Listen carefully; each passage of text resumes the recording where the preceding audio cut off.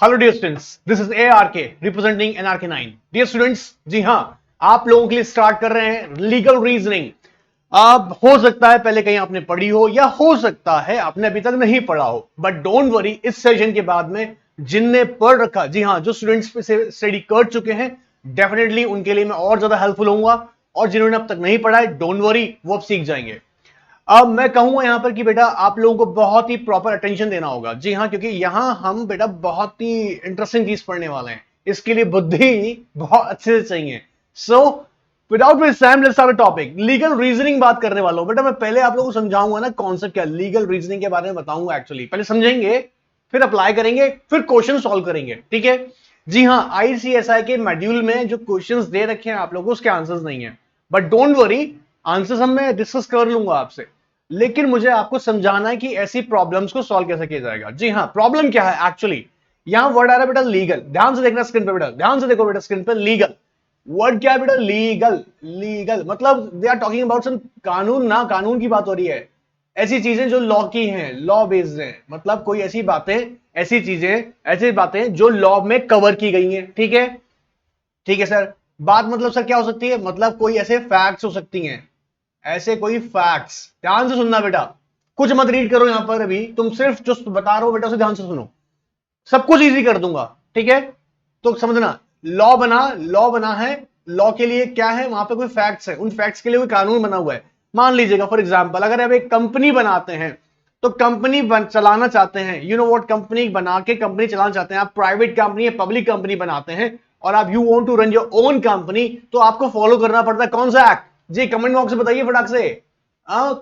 Companies act. Good, companies act आपको follow करना पड़ता है। इसका मतलब वहां पर एक लॉ है। ठीक है? अब ये बात करता हूं मैं लॉ। फैक्ट क्या है? मान लीजिएगा you want to form a company. एक एग्जांपल दे रहा हूं बेटा समझाने के लिए, लीगल रीजनिंग का एग्जांपल दे रहा हूं। ठीक है? और ये फैक्ट क्या है? Company. So if you want to incorporate a company, you need to what, compile with the companies act. मतलब आपको कंपाइल करना पड़ेगा कंपनीज एक्ट के साथ में। एक जनरल सी बात बताइए। तो लीगल का मतलब यहां पे हुआ बेटा, किसी पर्टिकुलर लॉ के अंदर बात हो रही होगी। जी हाँ, लॉ की बात हो रही होगी। उस लॉ में हमें एक्चुअली, लॉ के साथ हमें उन फैक्ट्स को देखना है। जी हाँ, लॉ देखना है, लॉ के साथ चेक करना है कि वो फैक्ट्स, और वो फैक्ट्स चेक करने हैं क्या वो सिचुएशन। जी हाँ, जो भी सिचुएशन बेटा, यहाँ फैक्ट का मतलब होगी एक सिचुएशन भी होगी आपके सामने। फैक्ट का मतलब है यहाँ पे सिचुएशन जो दे रखी होगी ना, सिचुएशन जो दे रखी होगी, क्या वो लॉ, जी हाँ ध्यान सुनिएगा, क्या वो लॉ उस सिचुएशन को जस्टिफाई कर रहा है या नहीं कर रहा है। लेट्स एग्जांपल ऑफ इट, जैसे मैंने अभी बोला आपको, एग्जांपल देते हैं कि you know what, the maximum number of members, याद रखिएगा, maximum number of members in case of private company. Comment box में जल्दी आंसर करो बेटा। Maximum number in case of private company कितना होगा? 200। ठीक है? ये तो एक सिंपल क्वेश्चन है आपके सामने। मतलब आपने अगर इस डेटा को समझा, आपने याद किया और आपको याद हो गया। ठीक है? ये एक सिंपल क्वेश्चन था। लेकिन इस सिंपल क्वेश्चन में आपने ध्यान दिया, आपने इसका आंसर कहां से ड्राइव किया, कहां से आपको मिला? आपने उसके लिए कंपनीज एक्ट को देखा। कंपनीज एक्ट, ठीक है, कंपनीज एक्ट में लिखी हुई लीगल प्रोविजन है, लीगल प्रोविजन। और आपने एक कंपनी बनाई है, मान लीजिएगा प्राइवेट कंपनी, से मैक्सिमम नंबर ऑफ मेंबर कितना है? 200। सपोज अब एक सिचुएशन है आपके सामने, मैं आपको एक सिचुएशन दे रहा हूं। एक कंपनी है, प्राइवेट कंपनी, जी हाँ प्राइवेट कंपनी, जिसमें टोटल नंबर ऑफ मेंबर है 204। जी जी जी जी जी हाँ, कितना मेंबर है? 204। मतलब अगर एक प्राइवेट कंपनी में, मैं आपको सिचुएशन दे रहा हूं, सिचुएशन है एक प्राइवेट कंपनी जिसके अंदर टोटल नंबर ऑफ मेंबर है मैक्सिमम 204। अब आप ध्यान सुनेगा, यहां आप क्या अपना माइंड अप्लाई करेंगे कि क्या एक कंपनी जो कि प्राइवेट है, क्या वो अपने member 204 means more than 200 members maintain कर सकती है? यस और नो? तो आपको क्या देखना है? लॉ, आपको दी जाएगी एक सिचुएशन और उसको रीजनिंग। रीजनिंग का मीनिंग होता है बेटा, समझो बेटा, रीजनिंग का मीनिंग ही यहां पे एक तरीके की स्टडी करना, उसको एनालिसिस करना। ठीक है? अपनी ओपिनियन। रीजनिंग का देखो जनरल मीनिंग होता है थिंकिंग। थिंकिंग यहां बता रहा हूं आपको लीगल रीजनिंग। इसके बाद आगे जो आने वाली सीरीज है उसमें बताऊंगा लॉजिकल रीजनिंग। तो हम क्या समझेंगे बेटा? लीगल रीजनिंग, कानून आप जानते हो मान लो, तो उस कानून के अंदर और एक सिचुएशन दी गई है, उस सिचुएशन में आपको देखना है कि वो सिचुएशन उस लॉ के अकॉर्डिंग फिट है या नहीं। ठीक है? ओके सर, थोड़ा थोड़ा समझ में आया। Don't worry, don't worry, number of question solve कराऊंगा अभी। यू नीड टू सिंपली पे प्योर अटेंशन। आप बेटा क्वेश्चन क्वेरी खूब पूछना, बट प्रोवाइडेड दैट कि आप पहले इस सीरीज को, जी हां, प्रॉपर सुने। ठीक है? ताकि क्वेश्चन क्वेरीज अच्छे से हम डिस्कस कर पाएंगे। सो यहां पर मैंने आपको बताया लीगल रीजनिंग, लीगल का मतलब यहां पे हम कानून से बात कर रहे हैं क्योंकि स्पेसिफिक लॉ अवेलेबल है और उस लॉ के साथ में दी हुई सिचुएशंस हमें उनको देखना होगा, उन्हें जस्टिफाई करना होगा कि क्या वो सिचुएशन या वो जो फैक्ट्स हमारे सामने आए हैं क्या वो फैक्ट्स सही तरह से फिट हो रहे हैं या नहीं हो रहे हैं अकॉर्डिंग टू दैट लॉ, जो भी लॉ उस पर एप्लीकेबल हो रहा होगा। So let's understand. ध्यान सुनना बेटा, ध्यान से ध्यान से ध्यान से। सर सर सर समझ में आया हमको, थोड़ा थोड़ा आया, थोड़ा थोड़ा आया, अभी पूरा आएगा। देखो आओ समझते हैं।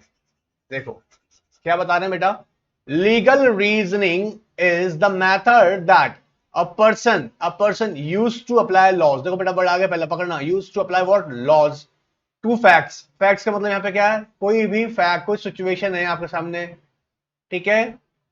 जैसे फॉर एग्जाम्पल, क्या ए बी के साथ कॉन्ट्रैक्ट कर सकता है, तो आप क्या कहेंगे कि सर ये तो कॉन्ट्रैक्ट कर रहा है, हाँ, तो इंडियन कॉन्ट्रैक्ट एक्ट में दिए हुए प्रोविजंस को चेक करना होगा कि क्या इंडियन कॉन्ट्रैक्ट एक्ट परमिट करने, इंडियन कॉन्ट्रैक्ट एक्ट के अकॉर्डिंग क्या क्या एसेंशियल रिक्वायरमेंट्स फुलफिल होनी चाहिए, तो क्या ए और बी के बीच में क्या वो रिक्वायरमेंट्स पूरी हो रही हैं, तो ये क्या बेटा फैक्ट। आपको क्या करना है, इंडियन कॉन्ट्रैक्ट एक्ट के अकॉर्डिंग जो सिचुएशन है, क्या ए और बी कॉन्ट्रैक्ट कर रहे हैं, ए ने बी के साथ कॉन्ट्रैक्ट किया और फिर कॉन्ट्रैक्ट करने के बाद मना कर दिया, या ए ने बी के साथ कॉन्ट्रैक्ट किया और उसके साथ में क्या किया, उसका कंसिडरेशन पे नहीं किया, क्या ये कॉन्ट्रैक्ट फुल वैलिड होगा।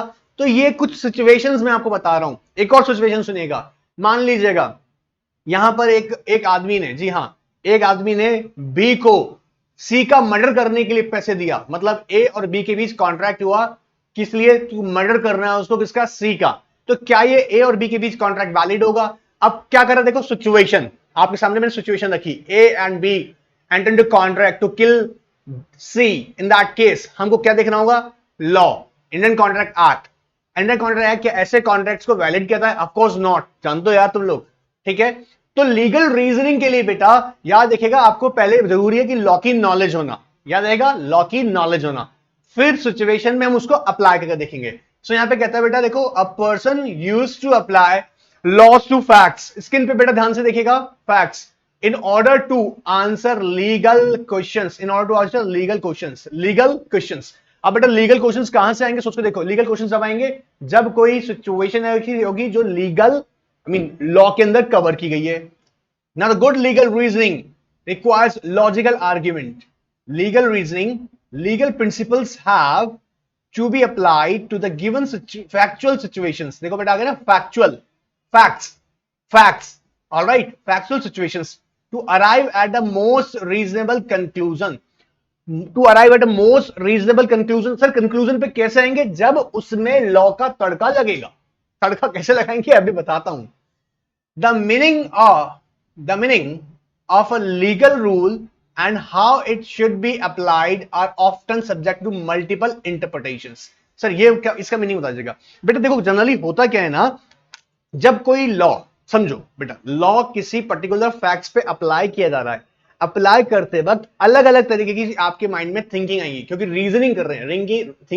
रीजनिंग का मीनिंग मैं सिंपल वर्ड में बोल रहा हूं, थिंकिंग, सोचना। तो जब आप अपनी विवेक से, जी हां, अपनी डिस्क्रिशनरी, अपनी बुद्धि से किसी प्रॉब्लम को सॉल्व कर रहे हैं, और वो प्रॉब्लम कैसी है, एक लीगल क्वेश्चन है आपके सामने, उस लीगल क्वेश्चन को सॉल्व करने के लिए आप अपने लीगल नॉलेज से, जी हां, लीगल नॉलेज से उस पर्टिकुलर सिचुएशन पे उस लॉ को अप्लाई कर रहे हैं, तो आपको क्या समझना होगा कि आपकी थिंकिंग उसमें बहुत सारे फैक्ट्स को लाके सामने खड़ा करेगी। क्या ऐसा भी हो सकता है, क्या ऐसा हो सकता है, क्या ऐसा नहीं हो सकता है। क्लियर हो रहा है। आपको लॉ की नॉलेज होगी तो आप उसमें अप्लाई करके देखेंगे। याद रखिएगा, जब अलग अलग इंटरप्रिटेशंस आती हैं, मतलब एक ही लॉ में लिखे स्टेटमेंट से, जी हां, लॉ का दिया हुआ प्रोविजन, उस प्रोविजन को जब हम किसी फैक्ट पे अप्लाई करते हैं तो माइंड में क्वेश्चन आते हैं, क्या इस पे एप्लीकेबल होगा या नहीं होगा, होगा तो किस एक्सटेंट तक होगा। यही एक रीजनिंग है। सर ये तो हमारी बुद्धि खराब कर देगी बेटा, बुद्धि बढ़ा देगी, बुद्धि तेज कर देगी। देखो आओ, when the meaning of a legal rule is ambiguous, when the meaning of rule is ambiguous मतलब होता है अनक्लियर का मीनिंग समझना बेटा, किस मीनिंग से कह रहा हूं। अनक्लियर का मीनिंग इस बात से कि लॉ अप्लाई किया। देखो अभी मैंने आपसे क्वेश्चन पूछा, चलो लेट्स से एक एग्जांपल देता हूं बेटा, एक क्वेश्चन देता हूं क्लियर का, एक देता हूं अनक्लियर का। एक एग्जांपल समझना क्लियर का, बेटा जल्दी से बता दो, जल्दी से कमेंट बॉक्स में, अगर एक पब्लिक कंपनी बनाना है आपको तो मिनिमम नंबर ऑफ मेंबर कितना चाहिए, जल्दी बता दो बेटा। एक पब्लिक कंपनी बनाना है, जल्दी कमेंट बॉक्स में, एक पब्लिक कंपनी बनाना है तो मिनिमम नंबर ऑफ मेंबर कितना चाहिए आप लोगों को? 7। अब ये तो आपको क्लियर था ना, क्योंकि आपने कंपनीज एक्ट के अंदर एक प्रोविजन पड़ा हुआ है कि कंपनी अगर पब्लिक कंपनी बनानी है then you need at least 7 members, I mean 7 person. ठीक है, यहां आपको कोई एम्बिग्यूस नहीं था क्योंकि आपको लीगल प्रोविजन पता था, फैक्ट पता था कि कंपनी बनानी कौन सी, पब्लिक कंपनी, लीगल क्लियर था। लेकिन अनक्लियर का मतलब होता है जब कुछ सिचुएशन दे रखी हो, उस सिचुएशन के अंदर इंटरप्रिटेशन करना हो। इंटरप्रिटेशन का मतलब होता है बेटा कि क्या वो पर्टिकुलर लॉ उस सिचुएशन में एप्लीकेबल हुआ या नहीं हुआ। तो यही डाउट हुआ, यहां आपको सोचना नहीं था, यहां पे आपने रीजनिंग नहीं की। ध्यान से देखो बेटा, आपने क्या रीजनिंग किया था सिचुएशन में? ध्यान से बेटा स्क्रीन पे देखो, क्या इस सिचुएशन में आपने रीजनिंग करी थी? नहीं, इस सिचुएशन में आपने रीजनिंग नहीं की थी क्योंकि आपको ये क्लियर था, पता था कि फैक्ट क्या है, पब्लिक कंपनी बनानी है, मिनिमम नंबर ऑफ मेंबर कितना चाहिए, 7। तो यहां आपको रीजनिंग नहीं करना पड़ा, you don't have to think too much. But अगर मैं आपसे कहूं बेटा कि पब्लिक प्राइवेट कंपनी वाला कॉन्सेप्ट नहीं, कि प्राइवेट कंपनी में मैक्सिमम नंबर ऑफ मेंबर कितना हो सकता है, 200। अब ये यहां पर 200 में हम एक्सक्लूड भी करते हैं। मैं उम्मीद कर रहा हूं कि मेरे बच्चों ने कंपनी लॉ का रिवीजन ले लिया होगा, I mean element of companies company law, right. देखो आपको याद होगा प्रेजेंट एंड पास्ट एम्प्लॉइज को हम काउंट नहीं करते हैं, प्रेजेंट एंड पास्ट एम्प्लॉइज को हम काउंट नहीं करते हैं। ऑलराइट सर, और साइड सर, और किसको काउंट नहीं करेंगे बेटा? सोचो सोचो जल्दी से, जल्दी। Sir joint shareholder, joint shareholder count होंगे as a one. Sir joint shareholder क्या होता है? 2 या 3 लोगों ने एक साथ मिलकर शेयर ले रखे हैं तो हम उनको सेपरेट काउंट नहीं करेंगे, हम उन्हें एक ही काउंट करेंगे। अब जब हम 200 की कैलकुलेशन कर रहे हैं तो हम यहां पे अपनी रीजनिंग का मींस अपनी बुद्धि अप्लाई कर रहे हैं कि क्या वो 200 के बियॉन्ड, क्या ये सारी फैक्ट्स को कंसीडर करने के बाद में तब भी वो क्या 200 के बियॉन्ड है? जी हाँ, क्योंकि हम इन्हें एक्सक्लूड कर देंगे। तो अगर मान लीजिएगा 204 आ रहा होता और यहां पर प्रेजेंट पास एम्प्लॉय भी उसमें होते तो हम इनको ऐड नहीं करते, विच मींस दैट, मैं एग्जांपल दे रहा हूं, मैं उम्मीद कर रहा हूं तुम्हें पता होगा ये वाला ना। तो ये क्या सिचुएशन थी बेटा कि जहां पर आपने क्लियर नहीं है, then you need to apply the reasoning, legal plus reasoning. Alright, चलिए अब समझते हैं। कमेंट बॉक्स खुला हुआ है, क्वेश्चन बीच में पहले समझना फिर पूछना बेटा, जितना पूछना फिर पूछना, पेट भर के पूछना। ऑलराइट, चलिए आगे देखते हैं।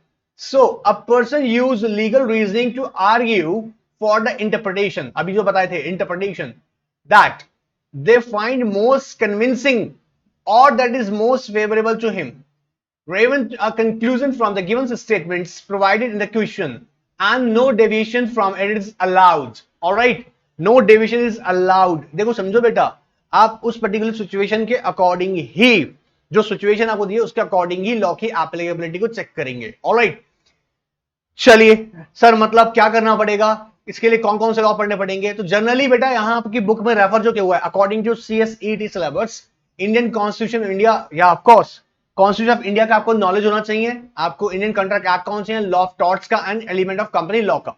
जी हाँ, ये कुछ आपको बेटा रेफर किए हुए हैं, कौन कौन से लॉज आपके सिलेबस के अकॉर्डिंग। आपको इंडियन कॉन्ट्रैक्ट एक्ट आना चाहिए, कॉन्स्टिट्यूशन ऑफ इंडिया आना चाहिए, आपको लॉ ऑफ टॉर्ट आना चाहिए और एलिमेंट ऑफ कंपनी लॉ, ये आपके सब्जेक्ट का पार्ट है।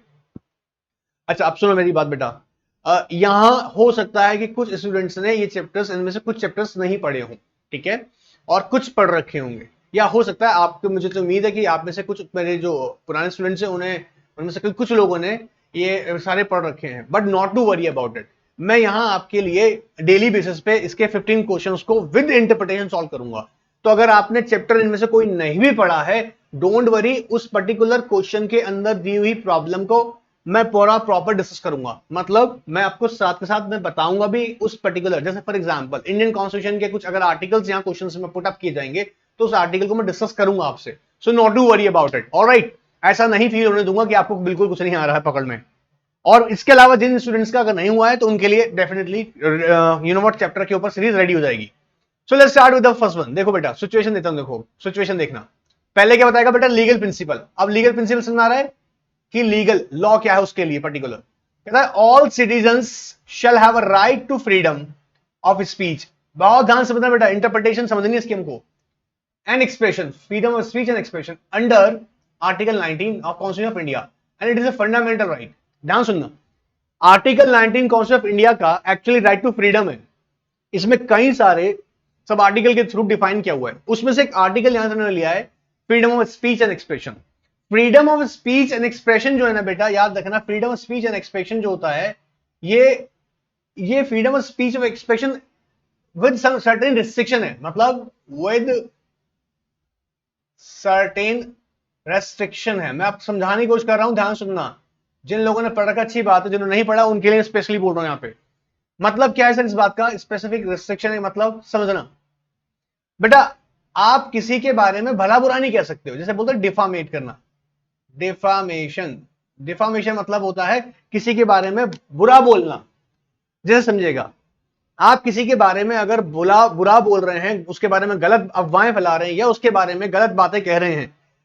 अब यहां समझना बेटा, अगर गलत का मतलब यहां पर कैसा है कि अगर आप किसी के बारे में बुरा भला कह रहे हैं, किसी की अफवाह कर रहे हैं, किसी को नीचा दिखा रहे हैं सोसाइटी में, पब्लिकली ऐसा कर रहे हैं, इट मींस दैट आप उसके साथ गलत कर रहे हैं। तो इसका मतलब आर्टिकल 19 ने freedom of speech and expression दिया है, मतलब हर एक इंसान को, जी हां, ऑल सिटीजन्स, जी हां, भारत के हर व्यक्ति को ये राइट है, जी हां, कि वो अपने व्यूज एक्सप्रेस कर सकता है, बोल सकता है, बता सकता है, ठीक है, प्रोवाइडेड दैट वो किसी को उसके ऊपर झूठे इल्जाम ना लगाए, जी हां, जिससे उसकी रेपुटेशन हार्म होती हो। डिफॉर्मेशन कब आता है बेटा, जब उसकी किसी की व्यक्ति की रेपुटेशन हार्म होती है।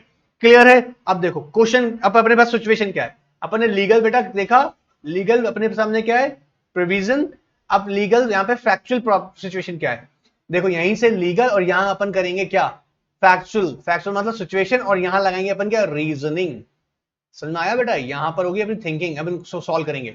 Let's understand, let's take first question. Mister Sinha, a famous English writer and orator, criticised another novelist.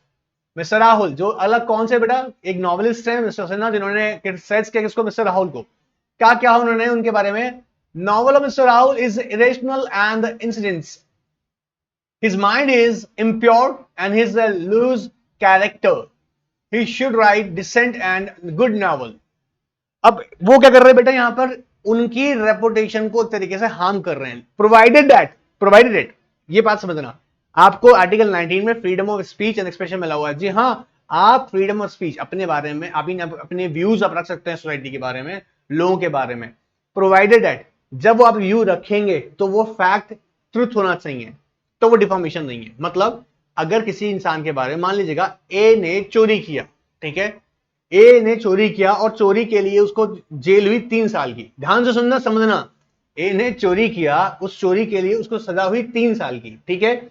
आपने ये बात लोगों को बोल दी, अरे ए तो चोर है, उसे 3 साल की सजा हुई है। अब भले जिन लोगों को नहीं पता ये बात, लेकिन आज उन्हें पता लग गई। मान लीजिए बी को ये नहीं पता था कि ए ने चोरी की, उसे 3 साल की सजा हुई है, लेकिन आपने, जी हां, आपने बी को बता दिया कि तुम्हें पता है ए ने ना चोरी की, उसे 3 साल की सजा हुई है। तो इनडायरेक्टली कहीं ना कहीं उसकी रेपुटेशन हार्म हुई। लेकिन बड़ी इंपॉर्टेंट बात निकल के आती है यहां पर, वो क्या, क्या ये फैक्ट नहीं है, क्या सच नहीं है कि ए को चोरी किया और उसे 3 साल की सजा हुई है? बोले हाँ सर हुई है। तो याद रखना, इसे डिफॉर्मेशन नहीं बोलेंगे। मतलब सर, मतलब अगर कोई फैक्ट ट्रुथ है, मतलब एक आदमी ने, ए ने बी को मारा, उसके लिए उसे जेल हो गई, ठीक है, ये मैंने कहा जैसा आपको, ए ने चोरी किया, उससे 3 साल की सजा हो गई, तो ये तो फैक्ट है, सच है। इस सच को अगर वो किसी को बताता है तो यहां डिफॉर्मेशन नहीं है, भले ही उसकी रेपुटेशन हार्म हो रही हो, क्योंकि वो तो फैक्ट है। अब एक और एग्जांपल समझना, ए ने कोई चोरी नहीं करी, ना ही उसे 3 साल की सजा हुई है, लेकिन आप उसके बारे में, याद रखिएगा, गलत अफवाह फैला रहे हैं, लोगों में भ्रम डाल रहे हैं कि ऐसा क्या, ए ने ना चोरी की है, 3 साल की सजा करी है, जबकि उसने ऐसा कुछ नहीं किया। इससे लोगों में एक ही रेपुटेशन क्या होगी, हार्म होगी। इसे बोलते हैं बेटा डिफेमेशन। डिफॉर्मेशन की मैं आपको आगे बताऊंगा बाद में, आपके एग्जीक्यूटिव में आएगा सिलेबस में बेटा। आईपीसी के अंदर बड़ी जबरदस्त सजा है बेटा इसकी, ठीक है, अराउंड 4 ईयर तक की पनिशमेंट है इसके अंदर।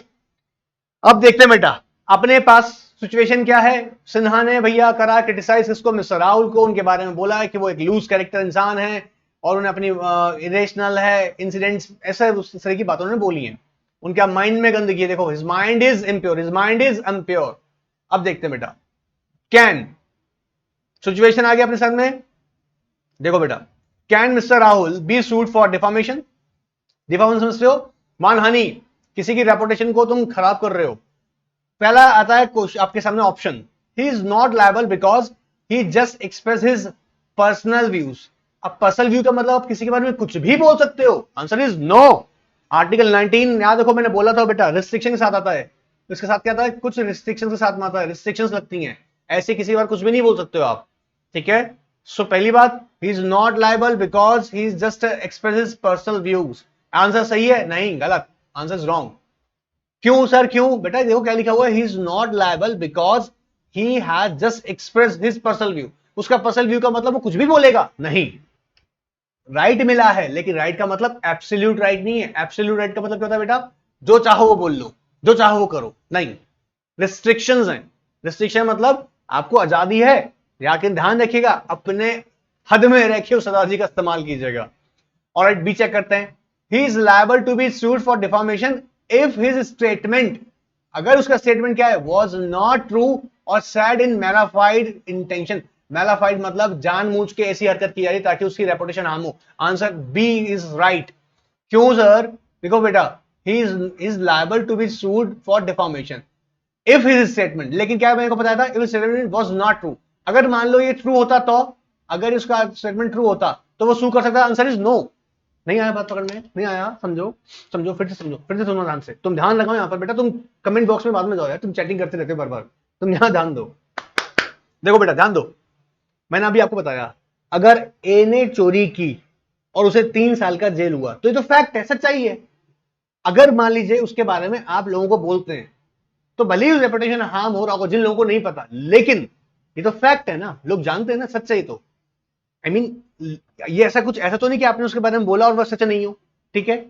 लेकिन मान लीजिएगा ए ने चोरी नहीं किया है और आप उसके बारे में गलत अफवाह फैला रहे हैं सब जगह, तो आपने उसकी रेपुटेशन को हार्म किया। तो याद रखना, अगर फैक्ट ट्रूथ है तो डिफॉर्मेशन ट्रीट नहीं करेगा, लेकिन अगर वो फैक्ट सच में नहीं है और आप उसके बारे में ऐसी झूठी बातें बोल रहे हैं तो क्या हो सकती है? खिलाफ उसके जेल हो सकती है उसे, जी हाँ, वो उसको खिलाफ सू कर सकता है। प्रोवाइडेड, मैंने क्या बोला यहाँ पे बेटा, ध्यान से देखो, his statement was not true and said in mala fide intention.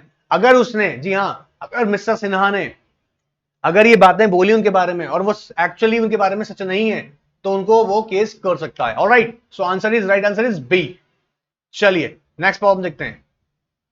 आइए बेटा, every citizen of India, sir constitution of India से क्वेश्चन है। हाँ बेटा, 4 यहाँ पे लॉ एप्लीकेबल हो रहे हैं, डोंट वरी, मैं फिर तुमको डिसाइड बता रहा हूं अच्छे से। मैं यहाँ कंपनी लॉ भी बीच में लूंगा आपके साथ में, institution I mean law of tort भी डिस्कस करूंगा, इंडियन कॉन्ट्रैक्ट एक्ट भी डिस्कस करूंगा, और एलिमेंट ऑफ कंपनी लॉ के साथ में आपको साथ में कॉन्स्टिट्यूशन ऑफ इंडिया भी डिस्कस करूंगा। So not to worry about it, आप बस ध्यान दीजिएगा। नहीं पढ़ा होगा, जिसमें से जो भी पार्ट नहीं पढ़ा होगा वो मैं आपको बताऊंगा, प्रॉपर एक्सप्लेन करूंगा। Every citizen of India has a fundamental right to carry on any trade or business or profession of his choice, subject to the imposition of reasonable, ध्यान से बेटा, यहाँ ध्यान से देखो, subject to reasonable restrictions by the state।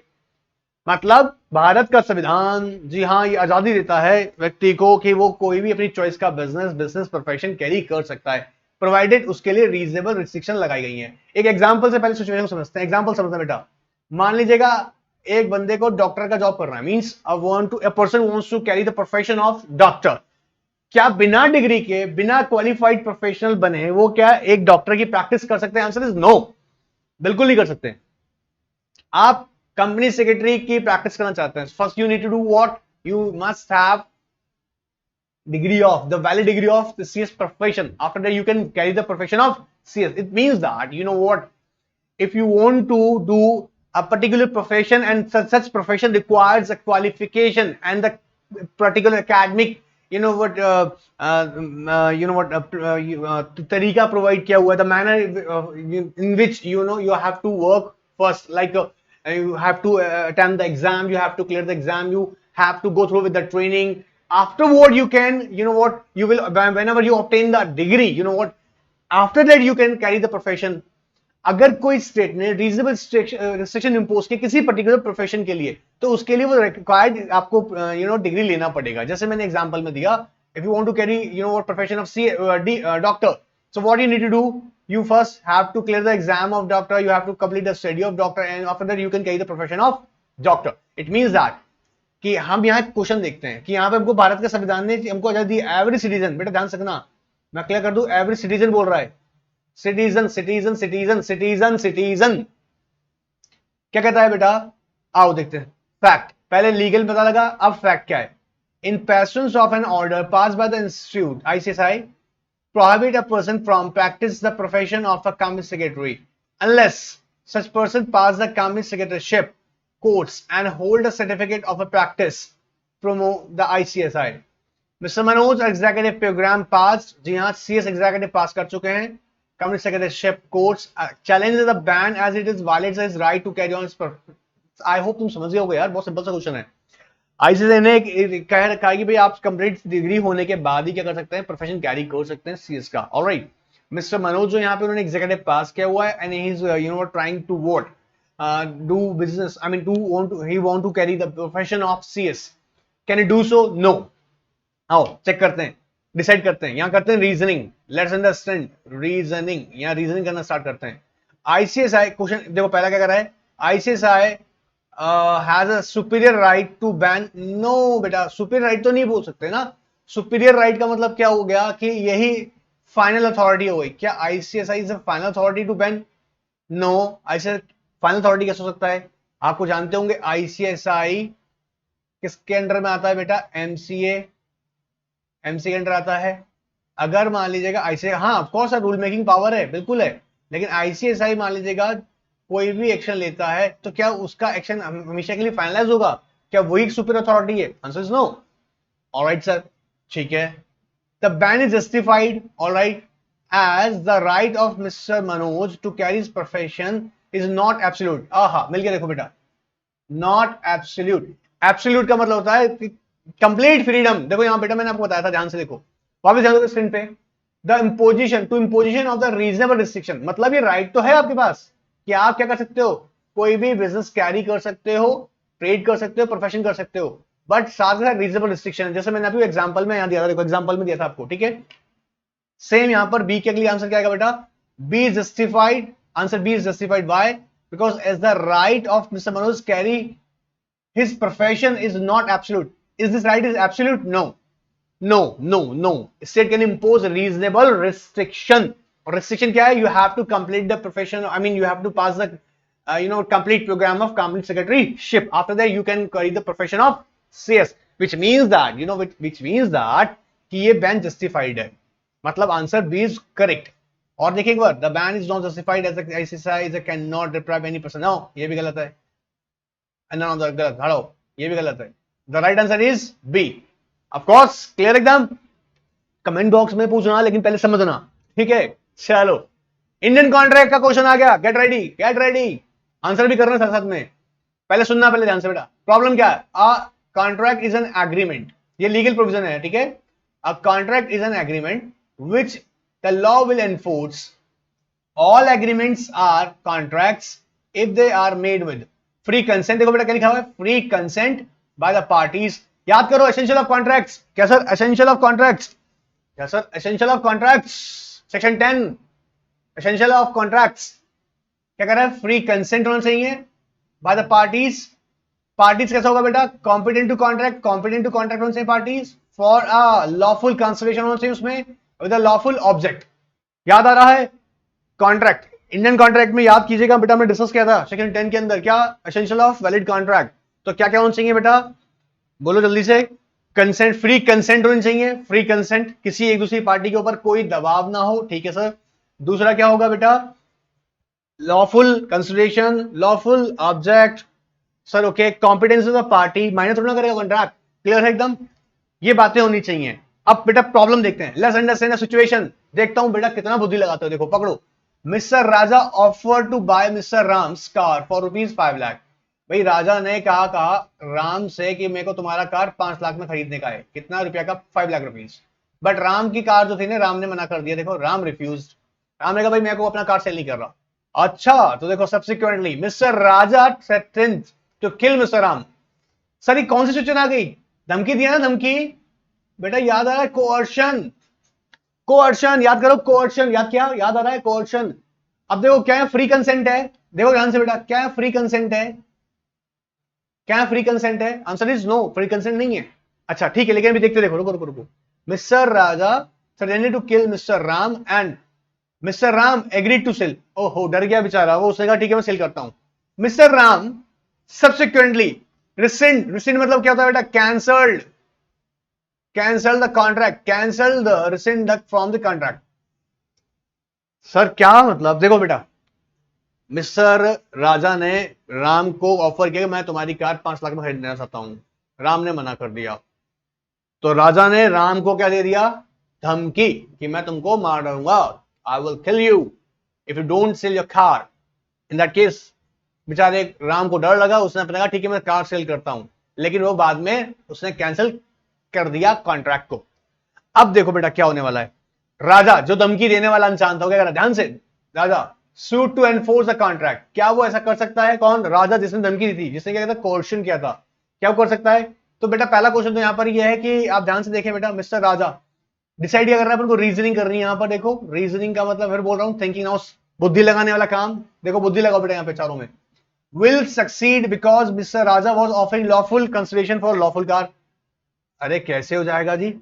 Will succeed because buying and selling of a car is lawful. अच्छा चलो ये मानते हैं। Will succeed because both parties have the capacity to contract. अच्छा जी। Will fail because Mister Ram was forced to agree. The right answer is D. D क्या बेटा? D is the right answer. Sir कैसे बेटा? भी बताए ना, कोर्शन है। देखो कोर्शन, धमकी से किसी से कॉन्ट्रैक्ट करवा रहे हो। अच्छा इसको समझना, एक इंपॉर्टेंट बता दूं कि जनरली कॉन्ट्रैक्ट कैसा होता है बेटा? वॉइडेबल। याद आ रहा है कुछ? These contracts are voidable. ये वॉइडेबल क्यों होते हैं सर?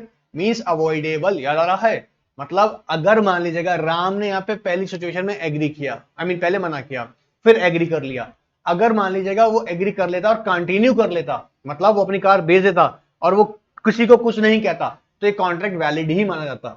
लेकिन उसने क्या करा? उसने ये मना कर दिया, उसने कहा ये मेरी फ्री कंसेंट से नहीं है।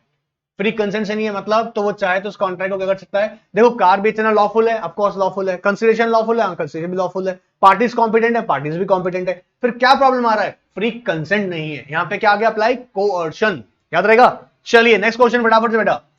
लीगल प्रिंसिपल क्या है बेटा? A contract is an agreement which the law will enforce. All agreements are contracts if they are made with free consent. बेटा मेरे को सेम बात क्या गई?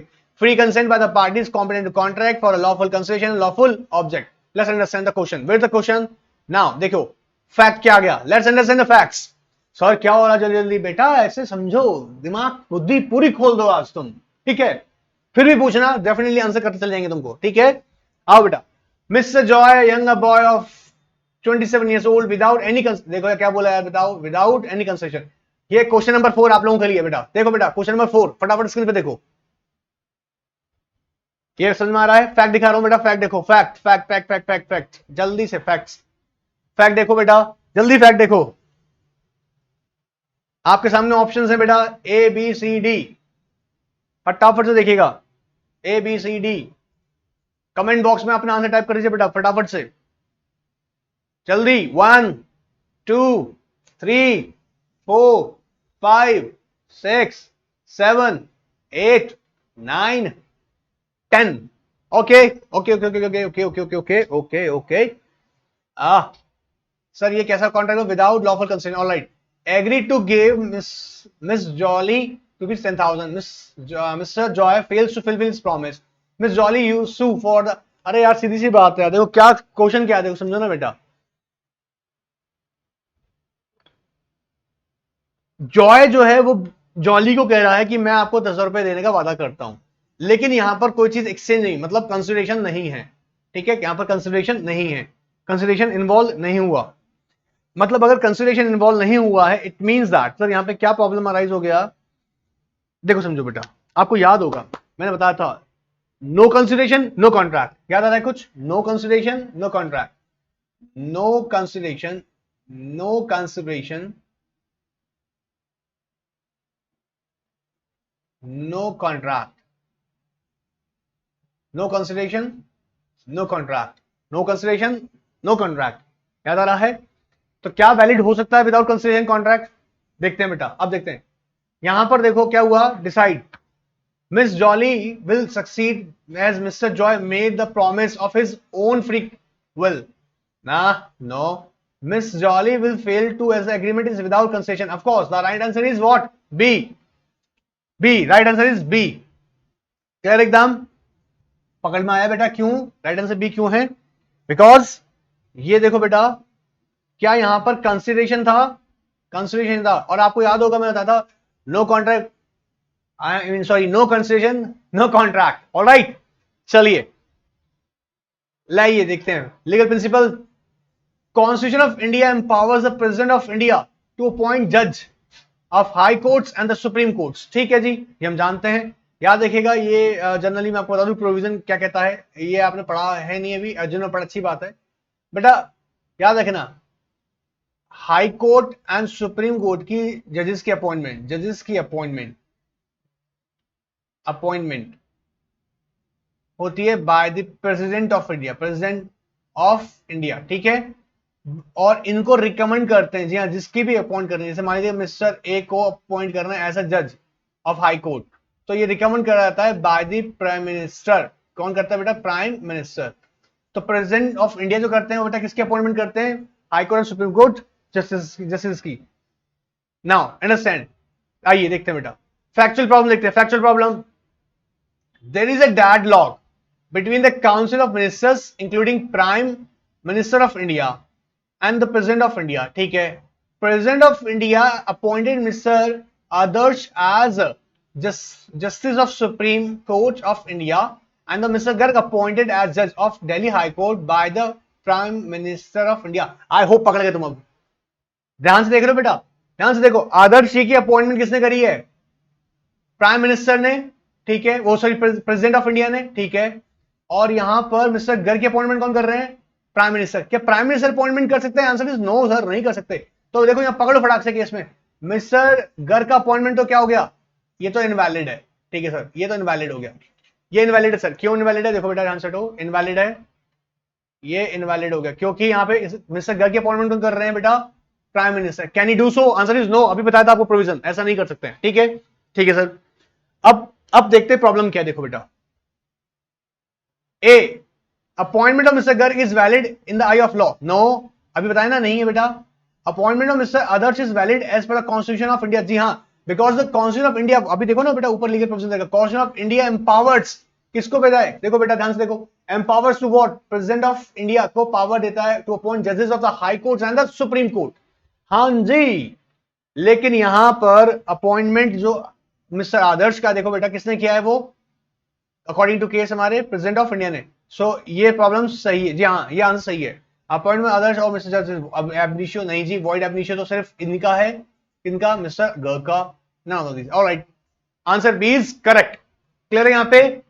Now a violation of a legal right with or without damage given rights to a tort. पहले हम समझते हैं टॉर्ट क्या होता है, ध्यान से आओ बेटा, ध्यान से, ध्यान से बेटा, ध्यान से, ध्यान से बेटा, समझते हैं लॉ ऑफ टॉर्ट में पहले टॉर्ट क्या होता है। आई होप तुम लोगों ने टॉर्ट पढ़ा होगा, नहीं पढ़ा तो बेटा वीडियो सीरीज अवेलेबल है एनआर के चैनल पे, एक बार जाके रिवाइज करना।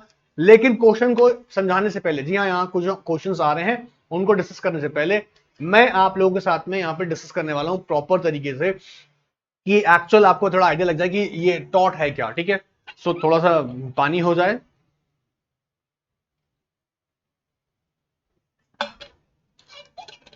चलिए बेटा समझते हैं क्या है। देखिए ध्यान दीजिएगा बेटा, ध्यान दीजिएगा। टॉर्ट का मतलब होता है बेटा, मैं पहले बताता हूं, ध्यान सुनना बेटा। टॉर्ट, टॉर्ट मीन्स होता है बेटा सिविल रॉन्ग। पहली बात याद रखना बेटा, मैं बोल रहा हूं civil wrong, not criminal wrong.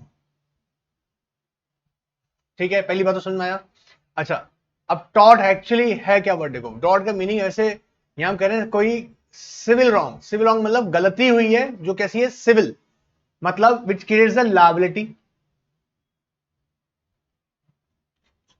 मतलब सर, मतलब समझे नहीं बेटा, देखो क्रिमिनल रॉन्ग के लिए है ना मेंस रिया का होना जरूरी है। मेंस रिया, सर ये मेंस रिया कौन होती है? इंटेंशन, किसी को मारने पीटने का इंटेंशन, इरादा हो।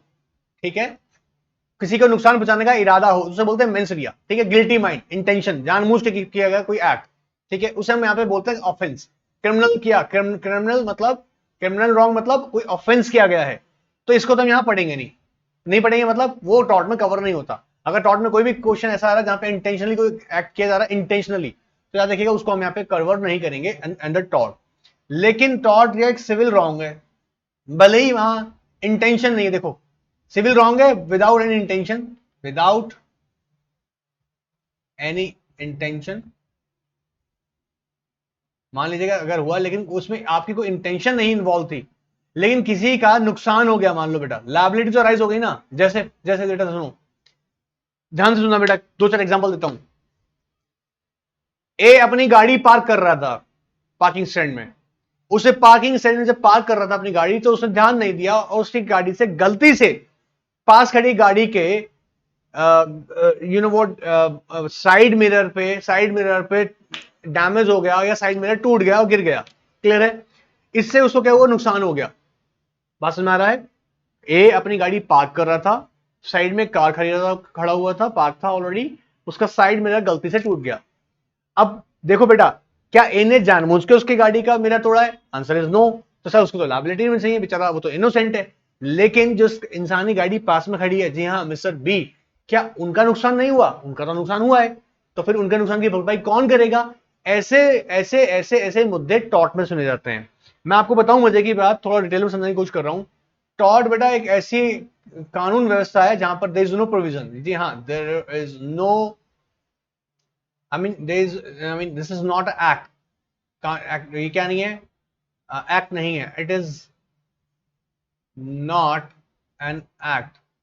ना कोई इसमें सेक्शंस हैं, क्या सर कोई सेक्शन भी नहीं है इसके अंदर? तो सर कैसे डिसाइड होता है? डिसाइडेड होता है बेटा सिचुएशंस के according, decided and by law judgments. जी हाँ, जो कोई भी कानूनी जजमेंट्स दिए हुए अब तक, उन जजमेंट्स के ऊपर। ठीक है? अब सर ये लेकिन अभी भी समझ में नहीं आया सर टॉर्ट है क्या। देखो बेटा समझना समझना समझना, अगर किसी इंसान को, देखो बेटा सुनो, ध्यान सुनो बेटा, अगर किसी इंसान के साथ कुछ गलत हुआ, वो गलत क्या है वैसे? सिविल नेचर का, सिविल। तो लायबिलिटी तो राइज हुई ना बेटा, ठीक है, वो लायबिलिटी तो राइज हो गई। उसके लिए लायबिलिटी, जैसे जैसे टॉर्ट कमिट किया उसे बोलते हैं टॉर्ट फीजर। क्या सर?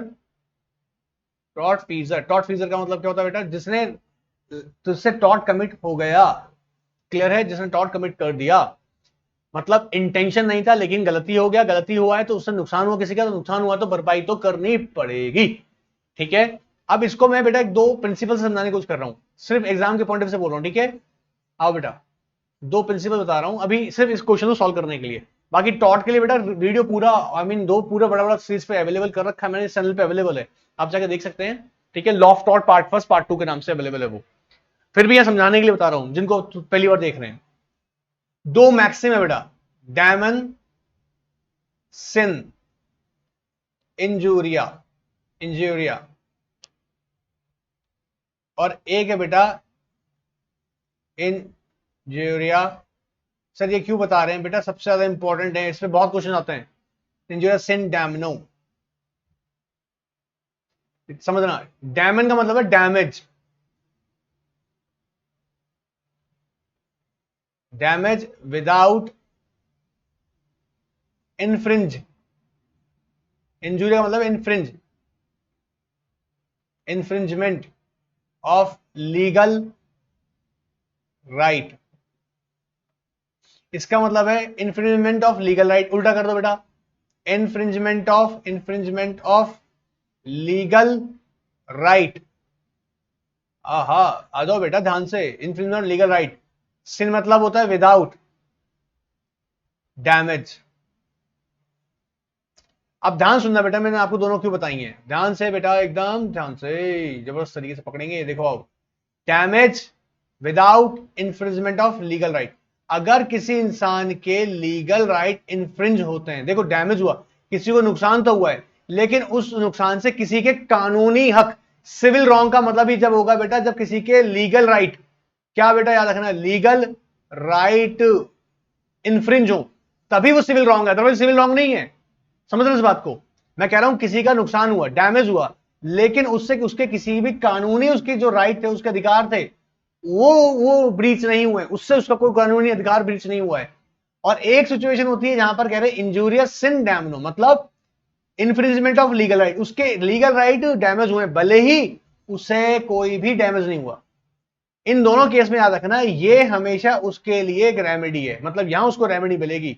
जी हां, क्योंकि उसके लीगल राइट्स, ध्यान से देखो बेटा, लीगल राइट्स, उसके लीगल राइट्स इन्फ्रिंज हुए, भले ही उसे डैमेज हुआ नहीं हुआ।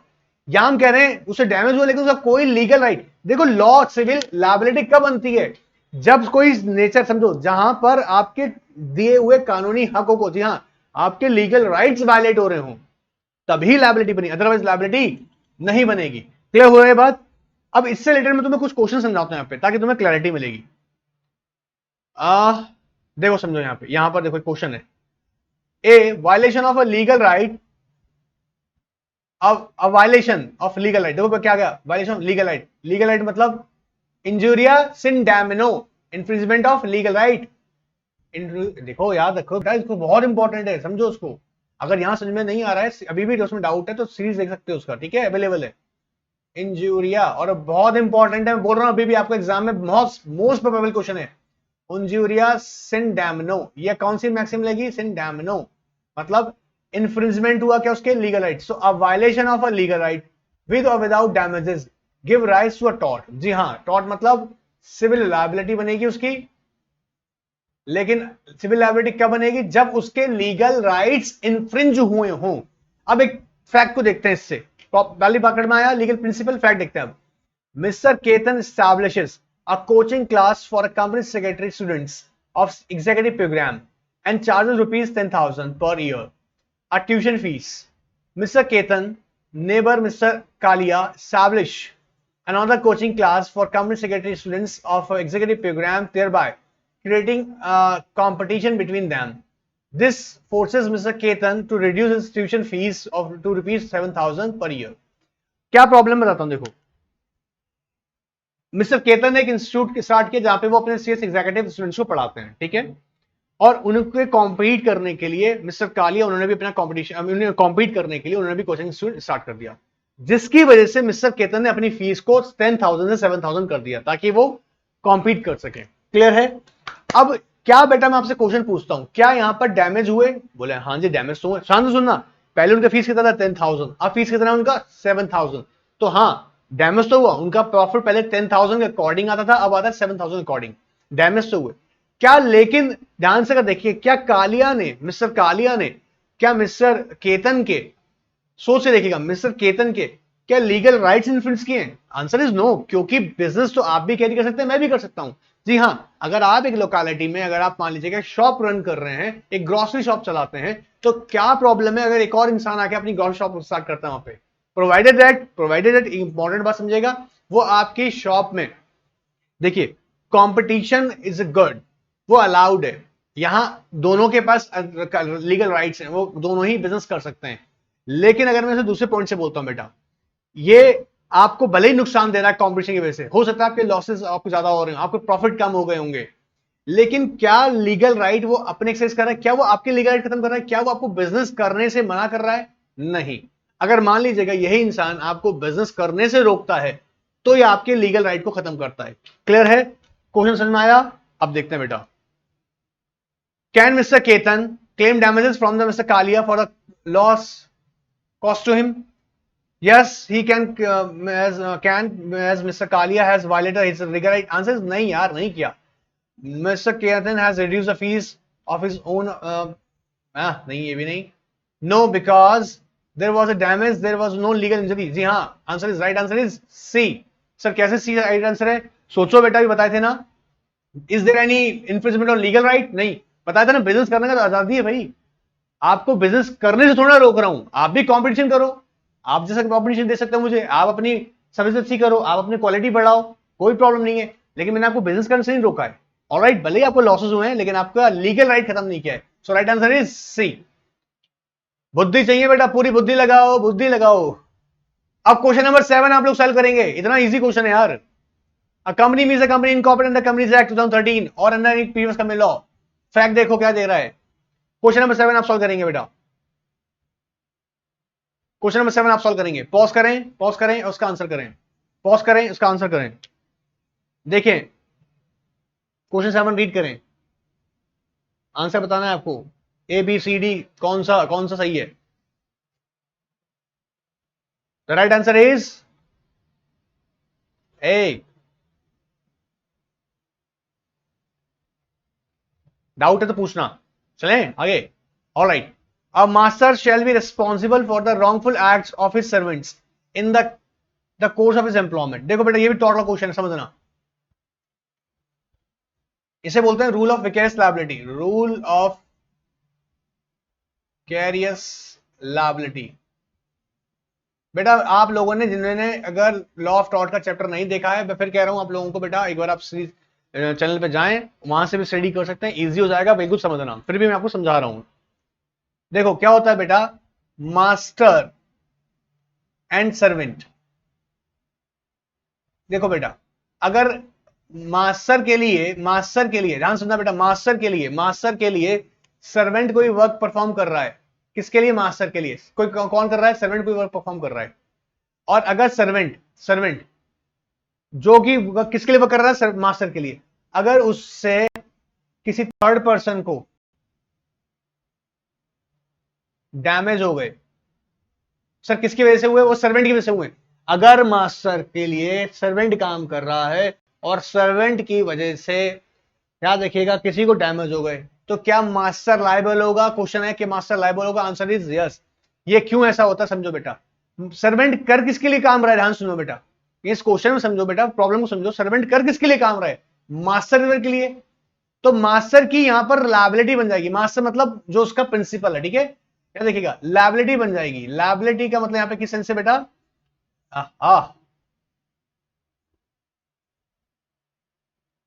उसकी लायबिलिटी क्या बन जाएगी समझो बेटा, मास्टर की लायबिलिटी बन जाएगी लायबिलिटी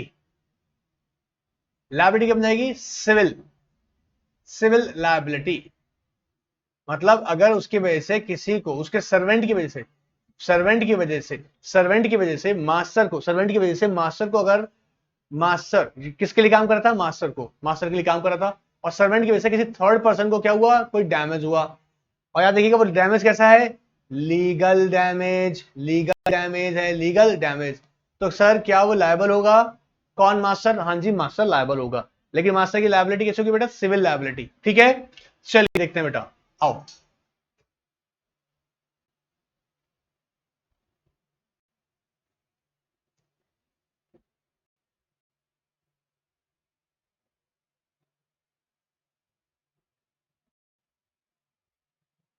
देखिए फैक्चुअल सिचुएशन क्या है, ABC limited is NBFC, non banking financial company. मेरे बच्चे सब जानते हो, तुम एनबीएफसी पढ़ाया हुआ तुमको यार, रजिस्टर्ड विद द आरबीआई। जी हाँ ठीक है।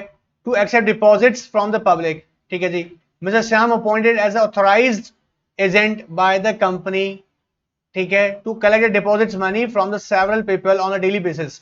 देखो एनबीएफसी ने एक अपॉइंट किया किसको? मिस्टर श्याम को, कि वो क्या करेगा कंपनी के लिए। कंपनी कौन हो गई? Master, principal. और यहां पर वो कौन हो गया? Mister Shyam agent, servant.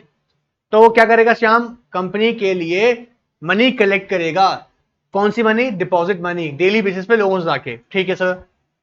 Now mister Shyam collecting the deposits from the people on daily basis. One day he disappeared, और क्या हुआ? पैसा लेके भाग गया, One Mrs. Shamili, who had been handling over her deposit money to the Mr. Sham, found that nearly 4 months before his disappearance, he was not depositing her money at all. Ms. Shamli, when approached the ABC Limited, NBC took the stand that Mr. Sham was not its employee and his isn't. Therefore, ABC Limited is not responsible for misconduct. Shamli को आ गया गुस्सा, सामने नहीं कर दिया case. मतलब sir क्या हुआ बताइए ना। देखो बेटा मैं आपको एक बार वापस से बता देता हूं क्या क्या प्रॉब्लम है, सुनना बेटा। एक कंपनी एनबीएफसी है जिसने क्या किया, उसने एक अपॉइंट किया किसको? श्याम को। श्याम का काम क्या था? कंपनी के ब्याह पर जाके लोगों से डिपॉजिट का मनी कलेक्ट करना डेली बेसिस पे। उसने श्यामली के पास गया, जी हाँ श्याम की श्यामली के पास गया, और श्यामली से उसने मनी कलेक्ट करा।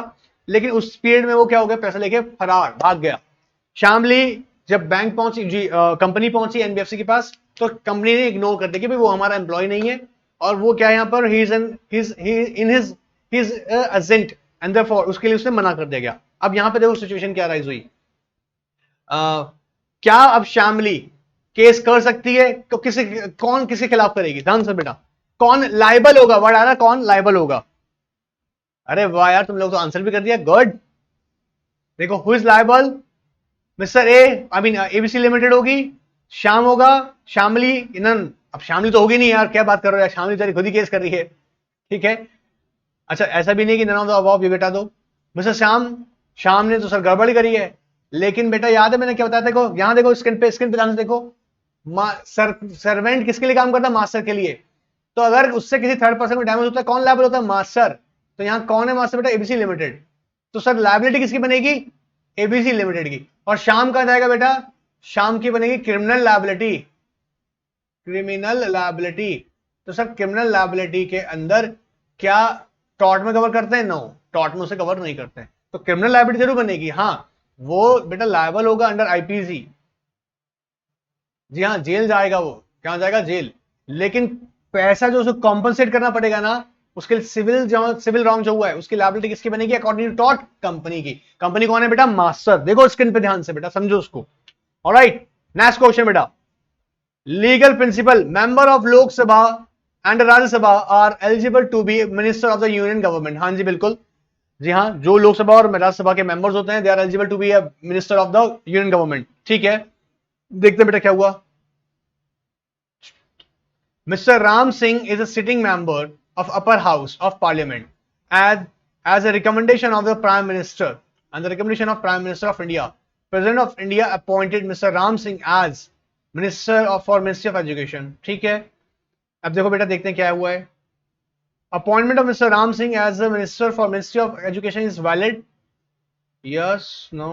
President of India cannot be appointed. कर सकते हैं, cannot recommend, नहीं। The right answer is yes. जी हाँ, देखो आपको वैसे समझ आ जाएगा। Member of Lok Sabha and the Rajya Sabha are eligible to be appointed as a minister of union. अब उसको कैसे करते हैं बेटा, समझना। प्रेसिडेंट, प्रेसिडेंट जो होता है बेटा, वो अपॉइंट करते हैं, प्रेसिडेंट जो बेटा अपॉइंट करते हैं on the recommendation of prime minister. ये इसका लीगल प्रोविजन है, लीगल प्रिंसिपल है। तो यहां पर देखो, शाम का अपॉइंटमेंट हुआ है किसकी रिकमेंडेशन पर? प्राइम मिनिस्टर की रिकमेंडेशन पे। बट किसने किया बेटा? Prime minister of president of India ने। So right answer is A. Clear बेटा? एक मैं आपको यहाँ बीच में रिपीट कर दूं, शायद मैंने वहां ऊपर आपको एक प्रोविजन एक्सप्लेन जल्दी में गलत बोल दिया है। क्या देखिए बेटा, यहां पर मैंने आपको बताया था, ध्यान सुनिएगा वापस, ये प्रेजेंट पे नहीं, सॉरी, प्राइम मिनिस्टर रिकमेंड नहीं करते हैं इनको। क्या देखेगा, यहां मैं आपको वापस बता रहा हूं, अपॉइंटमेंट जो होती है सुप्रीम कोर्ट और हाई कोर्ट जजेस की, वो प्रेसिडेंट ऑफ इंडिया के थ्रू होती है। There is no recommendation of prime minister, alright. But अगर यूनियन मिनिस्टर्स के अंदर बात करेंगे, यूनियन मिनिस्ट्रीज की हम बात करेंगे, तो हाँ जी, यहाँ पे प्राइम मिनिस्टर जो है वो रिकमेंड कर सकते हैं, ऑलराइट। चलिए क्वेश्चन नंबर 10 देखते हैं बेटा। Tort is a civil wrong, ध्यान से बेटा, tort is a civil wrong for which the remedy is in common law action for unliquidated damages and which is not exclusively the breach of a contract or the breach of the trust or other merely equitable obligations। देखो बेटा, tort क्या कह रहा है? Civil wrong, हम जानते ही बताया था मैंने, सिविल रॉन्ग है। For which the remedy in a common law action for unliquidated damages. हाँ जी सर, अनलिक्विडेटेड डैमेजेस क्या होता है बेटा? कॉन्ट्रैक्ट तो नहीं होता बेटा, देखो टॉर्ट में कॉन्ट्रैक्ट होता है। आप ए ने अगर गलती से अगर बी को टक्कर मार दिया, एक्सीडेंट कर दिया, गलती से कार लेके जा रहा था, गलती से उसने एक्सीडेंट कर दिया बी का, तो कॉन्ट्रैक्ट होना था उनके बीच में, नहीं ना। तो देखो, तो क्या नहीं होता? Breach of contract. तो यहाँ पे टॉर्ट कोई कॉन्ट्रैक्ट नहीं है, ना ही कोई ट्रस्ट है, क्योंकि यहाँ पे कोई रिलेशनशिप क्रिएट ही नहीं हुई है, कोई एडवांस में रिलेशनशिप क्रिएट नहीं होती है। तो यहाँ बेटा डैमेजेस जो होते हैं ना, अनलिक्विडेड होते हैं। अनलिक्विडेड मतलब होता है damages which are not decided in advance. Damages मतलब, जैसे मान लो अगर ए ने बी से कहा, अगर तुमने मेरे कॉन्ट्रैक्ट को वायलेट किया, कॉन्ट्रैक्ट को क्या किया? वायलेट किया। वायलेट मतलब अगर आपने कंडीशंस को फुलफिल नहीं किया, देन यू हैव टू पे कॉम्पनसेशन, यू हैव टू पे कॉम्पनसेशन रुपीज, मान लो 1 लाख। अब यहां पर तो ये क्या डैमेजेस हैं जो कि डिसाइडेड है, डैमेजेस जिसको पता होता है कि कितना डैमेजेस हुआ है, बट यहां ऐसे डैमेजेस जो कि कैसे होते हैं बेटा, जो प्री में एडवांस में डिसाइडेड नहीं होता, उन्हें बोलते हैं अनलिक्विडेड डैमेजेस। क्लियर हो रहा है? तो जिसको पता होता है कि किसी का ए ने बी का एक्सीडेंट किया तो कितना नुकसान हुआ है उसका, ये एडवांस थोड़ा होता है। ठीक है, अब क्वेश्चन देखते हैं बेटा। Mister Sunil has 6 pet dogs which are ready, oh sorry, very furious and the back at a lot.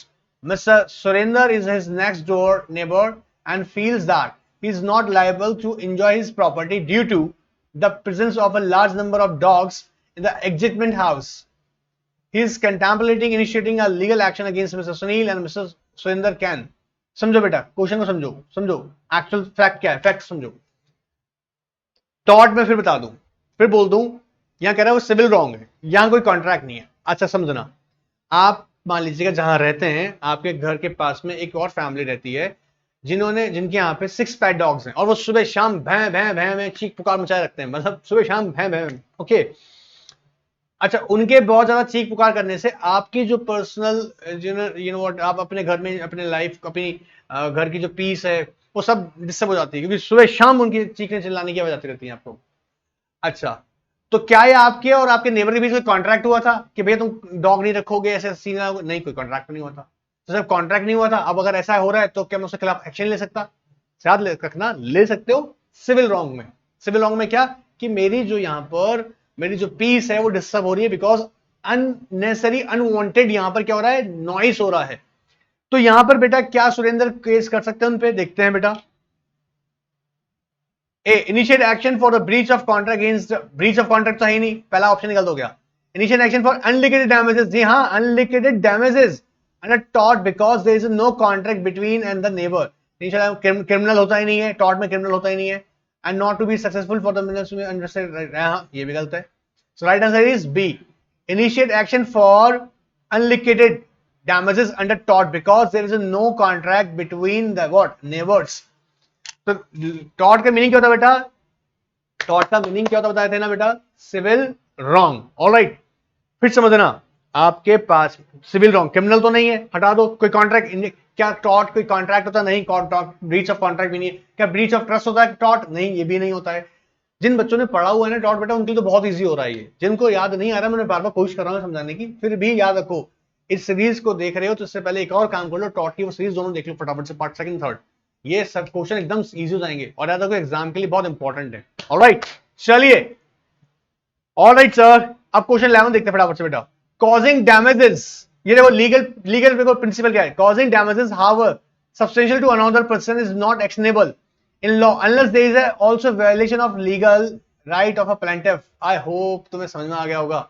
अभी बताया था ना, इंजूरियस इन डैमेनोस इन इंजूरिया। यहां पे क्या कह रहा है बेटा? क्वेश्चन देखो, फैक्ट देखो, फैक्ट क्या है। Mr.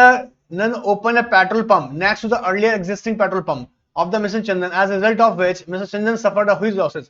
क्या अगर आपने एक पेट्रोल पंप खोला और दूसरा पेट्रोल पंप एक और सामने वाली पार्टी ने खोल दिया, उसकी वजह से आपको लॉसेस हो रहे हैं, तो क्या उसने आपके लीगल राइट इन्फ्लुएंस किए हैं? आप इसका आंसर करेंगे कमेंट बॉक्स में। ऑलराइट, पक्का करना है, पता तो लगेगा कितना याद हुआ तुमको। सेम क्वेश्चन बेटा देखो, question number 12। Even where there is an infringement of a legal right which does not result in a harm, plaintiff can still sue. अब देखो उल्टा हो गया। Even where there is an infringement of legal right, अगर किसी के rights के और इन्फ्रिंज हो रहे हैं, इसे क्या बोलते हैं? इंजूरियस इन डैमिनो। याद कर लो, रट लो अच्छे से। इंजूरिया सिन का मतलब होता है विदाउट, डैमिनो डैमेज, डैमिनो मतलब डैमेज, इंजूरिया मतलब इन्फ्रिंजमेंट ऑफ लीगल राइट, सिन मतलब विदाउट, सिन मतलब विदाउट, डैमेज डैमनो मतलब डैमेजेस। किसी के अगर लीगल राइट डैमेज हुए हैं, I mean legal rights breach हुए हैं, वायलेट हुए हैं, भले उसे कोई नुकसान नहीं हुआ है, तो क्या वो केस कर सकता है? आंसर इज यस, कर सकता है। ये दोनों क्वेश्चन मैं आपको बेटा फटाफट बताता हूं। देखो, कैटल ओन्ड, ध्यान से बेटा, cattle owned by mister Vinay entered the fields of Mr. Vipin and roamed about the freely for the considerable time without causing any kind of loss to the Mr. Vinay. Mr. Vinay did not like Mr. Vipin and thought of initiating a legal action. अब देखो बेटा, simple बताता हूं, it's a case of trespass. Trespass मतलब होता है किसी के घर में, किसी के प्रेमाइजेस में, किसी की प्रेमाइजेस किसी की जगह पर, जी हाँ किसी और की जगह पर जबरदस्ती घुस जाना या चले जाना विदाउट उस दैट पर्सन परमिशन, तो क्या ये सही है? Answer is no. मतलब समझना, आप मान लीजिएगा आपके घर में आपकी परमिशन के बिना एक इंसान घुस आया, ठीक है, भले ही उसने आपके किसी सामान को छुआ नहीं, परेशान कुछ डिस्टर्ब नहीं किया, और वो आपके घर में घूम रहा है, तो क्या वो जो आपके घर में घूम रहा है और आपके घर से घूम रहा है, याद रखिएगा, या आपके घर से अंदर जाकर बाहर चला जाता है, अंदर आ रहा फिर चला जाता है, भले ही वो आपकी प्रॉपर्टी को नुकसान नहीं पहुंचा रहा है, तो क्या आपको कोई नुकसान हुआ? Answer is no. लेकिन वो आपकी आपकी प्रॉपर्टी में, जी आपकी प्रेमाइजेस में बिना आपकी परमिशन के आ रहा है, जी, तो क्या आपके लीगल राइट्स इन्फ्रिंज हुए? Answer is yes.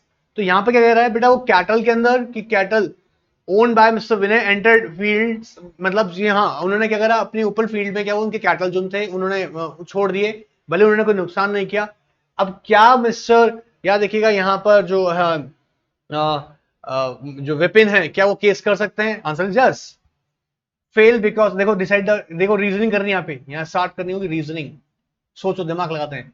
Fail because he did not suffer any monetary loss, ऐसा नहीं है। Fail because he did not suffer any infringement of legal rights, जी हुआ है। Succeed because his right of the was infringement, answer C is correct. बोलो बेटा, बात पकड़ में आ रहा है? Answer C is correct. Sir कैसे करेक्ट हुआ? बेटा उनके प्रेमाइजेस में, यार तुम्हारी प्रेमाइजेस में तुम्हारी परमिशन घुस जाएगा, तुम अलाउ करोगे? Answer is no. Alright, so यहां तक मैंने कुछ क्वेश्चंस आपके लिए ले लिए, 12 क्वेश्चन मैंने डिस्कस कर लिए हैं। अभी नेक्स्ट सीरीज के अंदर मैं आगे और 12 क्वेश्चन ऐड करूंगा, तो ऐसे ही हम लोग इसके सीरीज को फटाफट कंप्लीट करेंगे।